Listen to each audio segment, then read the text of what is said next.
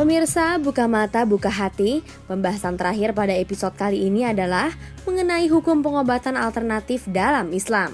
Walaupun dalam pembahasan awal tadi sudah dijelaskan bahwa hanya Allah Subhanahu wa Ta'ala lah yang akan bisa menyembuhkan penyakit kita dan adanya perintah bertobatlah pada ahlinya jika kita menderita sakit, namun masih sering dijumpai di masyarakat saat sakit berobat secara tradisional atau alternatif. Namun sayangnya dari cara pengobatan alternatif tersebut ada yang menyimpang dari syariat Islam atau orang yang melakukan pengobatan bukanlah orang ahli dalam masalah penyembuhan penyakit secara tradisional. Mengenai pengobatan alternatif dalam penyembuhan penyakit, banyak perbedaan pendapat dari para ulama mengenai hukumnya jika dipandang dari sudut keislaman. Ada yang mengatakan bahwa berusaha mencari kesembuhan dari penyakit merupakan perintah agama yang hukumnya sunnah. Tapi ada sebagian ulama lainnya mengatakan sebaliknya. Bagi yang kurang setuju dengan mencari kesembuhan adalah sunnah, bersabar adalah utama, dan berobat tidak menjadi sunnah dalam agama. Bagi ulama yang menganggap berobat adalah sunnah berpegang pada hadis Rasulullah SAW, Allah Subhanahu wa Ta'ala tidak menurunkan penyakit kecuali diturunkan juga obatnya. Al-Hadis. Selain itu, Rasulullah SAW pernah berobat dan berupaya untuk mendapatkan kesembuhan dari penyakit yang pernah menimpanya. Sementara para ulama yang tidak menganjurkan untuk mencari kesembuhan menyatakan bahwa kesabaran dan bertawakal kepada Allah Subhanahu wa Ta'ala atas penyakit yang diberikannya adalah lebih utama.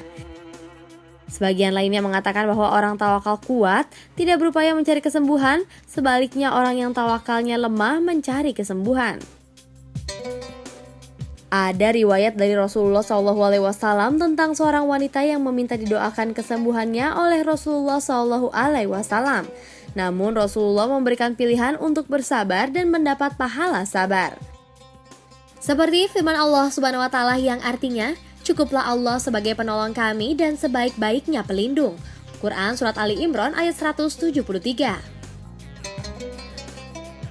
Dari perbedaan pendapat tersebut ada juga yang berpandangan untuk menentukan hukum pengobatan alternatif saat menyembuhkan penyakit adalah dilihat terlebih dahulu jenis pengobatannya. Karena cara pengobatan alternatif ada yang digolongkan dihalalkan, tapi ada juga yang menganggap cara tersebut diharamkan. Pengobatan yang dihalalkan adalah segala macam pengobatan yang tidak bertentangan dengan syariat Islam. Sebagai contoh, pengobatan nabawi karena secara jelas disebutkan dalam Al-Quran maupun hadis, seperti pengobatan dengan madu, haba sauda atau jintan hitam, air zam-zam, ruqyah dengan membacakan Al-Quran, bagi orang yang kesurupan dan kemasukan jin. Seperti firman Allah Subhanahu wa Ta'ala yang artinya, dari perut lebah itu keluar minuman atau madu yang bermacam-macam warnanya. Di dalam terdapat obat yang menyembuhkan bagi manusia. Quran Surat An-Nahl ayat 69. Selain itu, yang dianggap dihalalkan adalah pengobatan medis yang secara ilmiah bisa dipertanggungjawabkan. Pengobatan secara tradisional seperti menggunakan jamu atau bahan yang halal dan tidak menimbulkan efek negatif atau refleksi. Syarat pengobatan alternatif yang dibenarkan hanya perlu diperhatikan agar tidak melakukan hal-hal yang dilarang syariat Islam seperti meminta bantuan jin, memberi sesajen atau hal-hal lain yang membawa kepada kemusyrikan. Sementara pengobatan alternatif yang dianggap haram adalah pengobatan yang menyimpang dari syariah seperti penggunaan sihir, dukun, meminta bantuan jin.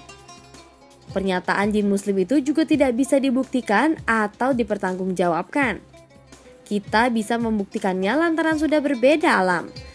Allah Subhanahu wa Ta'ala mencela orang yang datang meminta tolong pada jin. Quran Surat Jin ayat 6. Yang banyak terjadi dalam pengobatan alternatif saat ini adalah lebih ke arah sihir atau bantuan jin. Maka kita yang mencoba berikhtiar dalam penyembuhan penyakit melalui pengobatan alternatif harus berhati-hati agar tidak terjerumus pada syirik dan dosa besar lainnya. Seperti mempersembahkan nyawa hewan tertentu untuk dipersembahkan bagi syarat tertentu. Padahal kita diharamkan untuk menyembelih hewan kecuali untuk jenis ibadah tertentu yang terbatas seperti ibadah kurban, akikah atau membayar dam haji. Bila terindikasi menggunakan jin atau makhluk halus, jelas bertentangan dengan apa yang diajarkan Rasulullah SAW dan para sahabat.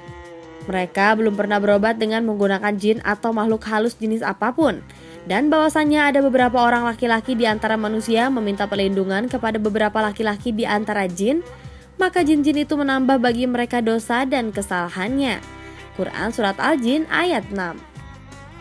Pengobatan alternatif yang tergolong haram lainnya adalah cara syirik. Misalnya pasien diminta untuk melakukan tapa di tempat tertentu, atau memasang jumat yang hukumnya syirik, atau diminta untuk mendatangi makam atau kuburan yang dianggap keramat. Padahal mayat yang ada di dalam kuburan tersebut tidak bisa membela dirinya sendiri, apalagi membantu orang lain. Tindakan seperti inilah bentuk dalam kemusyrikan dan hukumnya dilarang oleh agama. Pelakunya diancam tidak akan diampuni dosa di akhirat. Sebagaimana firman Allah Subhanahu wa taala, sesungguhnya Allah Subhanahu wa taala tidak akan mengampuni dosa syirik dan Dia mengampuni segala dosa yang selain dari itu bagi siapa yang dikehendakinya. Barang siapa mempersekutukan Allah, maka ia telah berbuat dosa yang besar. Quran Surat An-Nisa ayat 48. Nah pemirsa, cukup jelas bagaimana hukum menjalani pengobatan alternatif dalam Islam. Semoga kita diberi kecerahan ilmu dari tayangan tadi, sehingga tidak salah dalam menentukan pilihan ketika kita tengah menghadapi ujian melalui sakit yang dikirimkan Allah Subhanahu wa Ta'ala. Amin ya Robbal Alamin.